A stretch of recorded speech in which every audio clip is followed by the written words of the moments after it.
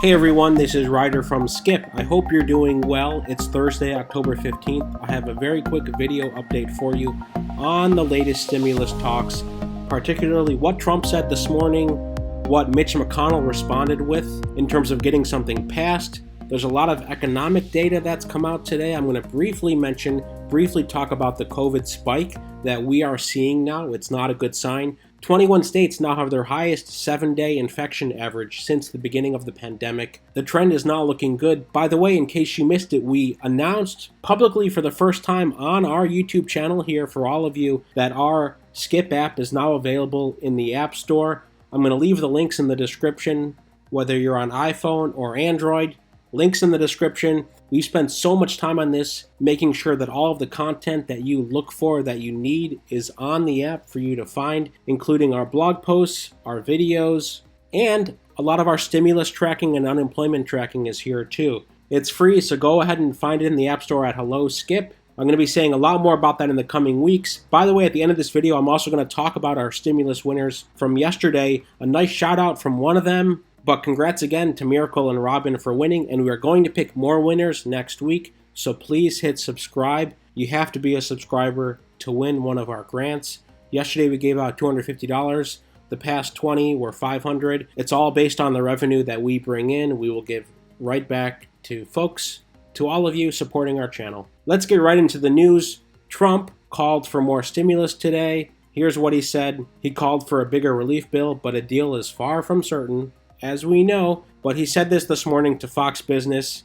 I would go higher, he said right here. Go big or go home. He said that again earlier this week. The comments came after Mr. Mnuchin said that the White House was willing to make additional concessions to Speaker Nancy Pelosi in hopes of rekindling a stimulus deal before the election. We have 19 days before the election, folks. 19 days. However, Trump's comments did not change the stock market. Investors who've been following stimulus talks closely seemed unmoved by statements. Wall Street dropped again for a third consecutive day. They're probably wise to the fact that what I've been saying all along, there's not going to be a stimulus, there's not going to be a bailout before the election. Airlines are going to suffer. There's probably going to be more people heading towards unemployment. But in Trump's talk, he criticized not only Nancy Pelosi, but also his own guy, Steve Mnuchin. So far, he hasn't come home with the bacon, he said. And then a few hours later, McConnell nixes Trump's big stimulus proposal. He said this today, just an hour or two ago. Mitch McConnell explicitly said Thursday he wouldn't put an agreement in the range of 1.8 to 2.2 trillion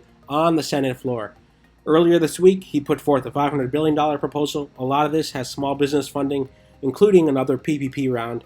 This is what McConnell calls a very targeted proposal that him and other Republicans can get behind and support. Now, we've known this all along, that Senate Republicans want a more targeted package. They don't want to spend that much money. We also found out that over the weekend, Republicans, in a private conference call, tore into Trump and his administration for the larger proposal they had in mind as far too expensive and filled with policies they found objectionable. The blowback from that call led Trump's top two negotiators, Mnuchin and Mark Meadows, to ask lawmakers to pass a standalone small business aid bill. That's what McConnell put forth. Again, 19 days until the election. But even Fox Business covered this news today, McConnell's public rejection of Trump's push for a higher deal. McConnell says $500 billion is still a lot. Come on, that's plenty. By the way, if you're not following us on Instagram, follow us at hello.skip. We're publishing posts all the time. We just put up a nice video from Miracle, one of our winners from yesterday. Very nice remarks and heartfelt comments from her. You can take a look. It's on our stories, so catch it today. Don't lose hope. We're going to pick more winners next week. And by the way, we publish a lot of the content on our Instagram too. I just want to mention this because we haven't yet. You know, we have hundreds of independent contractor partners around the country helping people with passports and road tests. These are our main services at Skip, by the way.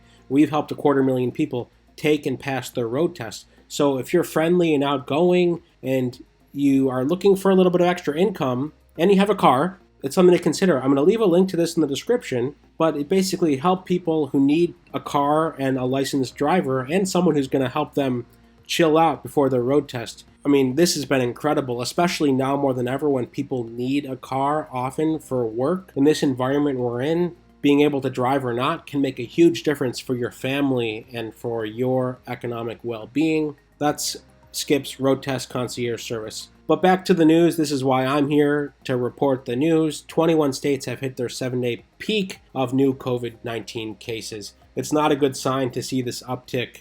It's really concerning as we get to the colder months. Europe, it's even worse. In Europe, it's even worse, but here we are today, almost 60,000 cases yesterday. We are getting closer to that July high. We never crossed that $100,000.